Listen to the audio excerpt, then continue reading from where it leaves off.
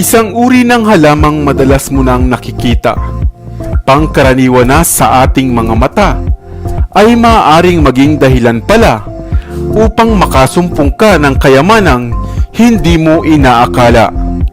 Dahil sa mga puno pala ng halamang ito ay may mga diamanteng maaaring makuha o mamina. Hello, what's up? Your best here. Sa videong ito ay ating alamin kung ang halamang ito nga ba ay maaaring nakikita mo na at maaaring magpayaman pa nga sa iyo. Ang puno ng halamang kung tawagin ay Pandanus candelabrum.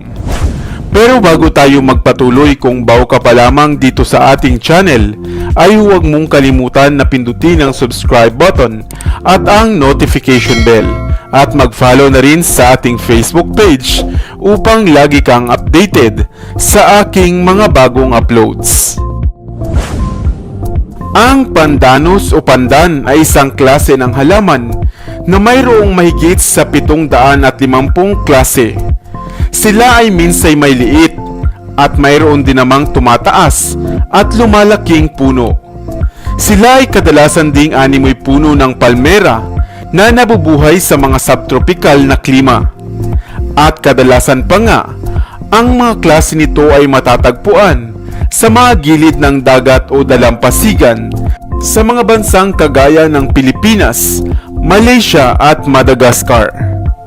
Ang Pandanus ay kilala rin sa mga katawagang screw pine, chandelier tree, screw palm dahil sa mga tinik nga nito ay napakarami sa gilid ng mahahaba nitong mga dahon. Gaya ng pandan na kapamilya nito, marami ring pakinabang ang puno ng Pandanus candelabrum.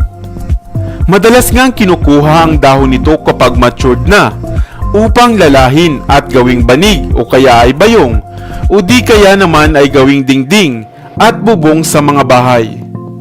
Mainam ring source ng fiber ang Pandanus sa paggawa ng mga tela. Mayroon din namang uri nito na Pandanus tinctorius na mayroong may laking mga bunga na kulay orange at maaaring kainin kapag nahihinog na. Subalit maliban dito ay iilan pa lamang ang nakababatid na ang puno pala ng Pandanus candelabrum ay isang indicator plant na ang ibig sabihin ay maaaring magsilbing gabay o palatandaan. Ang mga rare na uri ng pandan, lalo na nga ang Pandanus candelabrum, ay nadiskubre at nalamang nabubuhay pala o tumutubo lamang sa mga bato na mayroong tinataglay na diamante o mga diamonds. Ang halamang ito ay madalas nabubuhay sa mga lugar na mayroong lupa na mayaman nga sa kimberlite, isang klase ng igneous rock na madalas nabubuo lamang sa ating earth crust na naglipa na lamang sa lupa bunga ng mga volcanic eruptions o pagsabog ng mga bulkan na maaari ring dahilan upang maitulak o mapush nito ang iba pang mga mineral tulad ng diamonds na nakadikit dito. Ayon pa nga sa pag-aaral ni Stephen Haggerty, isang mananaliksik buhat sa Florida International University, ang halamang Pandanus ay tumutubo lamang sa kimberlite-rich na mga lupa na mayaman nga at mataas sa level ng magnesium, potassium at phosphorus. Dagdag pa niya na sa 6,000 example o mga lugar na tinubuan ng puno ng Pandanus, 600 dito ang maaaring nagtataglay ng mga diamante o diamonds at ilan pang mga miniminang mineral tulad ng copper. Ang pagiging diamond spotter ng halamang Pandanus ay matagal na palang ginagamit ng mga nagmimina, kahit pa nga noong panahon ng medieval era. Subalit hindi ito indikasyon na lahat ng makikita nating puno ng Pandanus ay mayroong mineral o diamanting naroon. Kaya naman kapag makakita ka nga ng puno ng Pandanus ay mag-isip ka na, dahil maaaring mayroon ngang diamante na sa puno nito ay maaaring makita o di kaya naman ay mamina na maaaring iyong ikayaman. Hindi ba't nakamamanghang mayroon palang mga diamante o mga diamond spotted plant na kagaya ng pandanus? Mga kakaibang halaman lamang sa paligid at napakarami palang gamit at pakinabang. Sana ay may bago kang natutunan sa video na naman at panahon ng mga kabuti. Lalo na nga kapag kumikidlat at kumukulog sa gabi. Nakakain ka na ba ng ilang klase ng kabuti? Kabuti na maaaring tumutubo sa mga tuyong katawan ng saging, sa katawan ng tuyong kahoy, at mga nabubulok na puno. Masarap ang putahe na sinasangkapan ng kabuti. Nagdadala ito ng dagdag texture at kakaibang earthy na lasa sa mga pagkain. Subalit, narinig mo na ba ang kabuting ito na kung tawagin ay Laetipurus? Isang uri ng kabuti na kasing lasa at kasing sarap daw ng manok. Maraming hayop ang pinaniniwalaang kalasa ng karne ng manok, katulad ng lamang ng palaka, ng ahas, at ng bayawak. Subalit kung ikaw naman ay isang vegetarian, ang kabuting ito ang maaari mong subukan.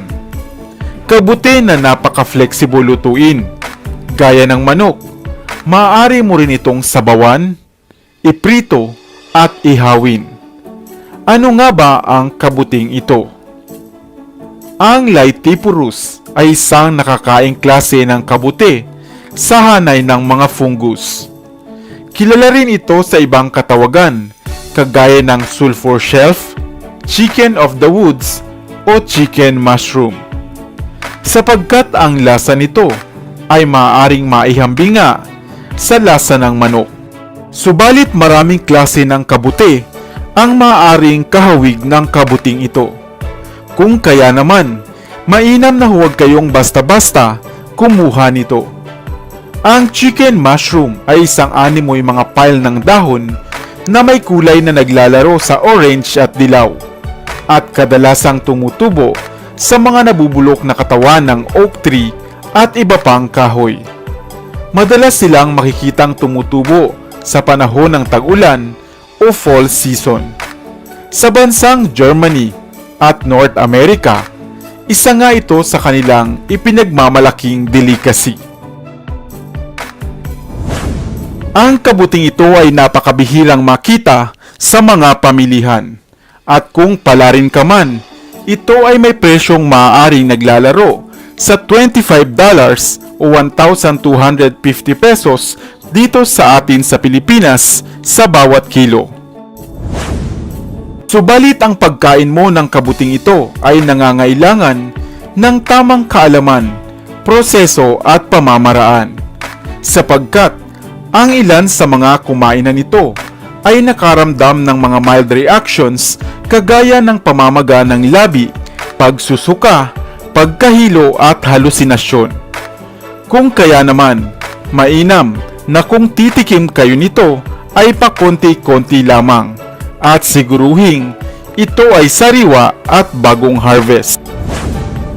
At kung ayaw nyo namang isugal ang inyong kalusugan, ay maaari namang kayong gumamit ng mga mushrooms na mabibili at aprobado na makikita sa mga pamilihan. Sana ay may bago kang natutunan sa videong ito.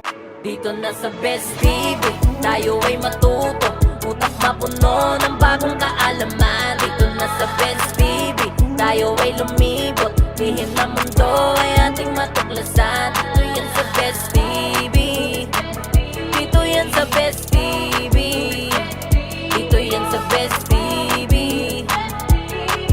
Sapagkat ang mga laki may alam, dito yan sa Best Tara TV. bes, sabay-sabay tayo na matuto, pagkat dito sa mundo lamang ang siyang marunong. Ating utak sa linan ng panibagong dunong, mga bagay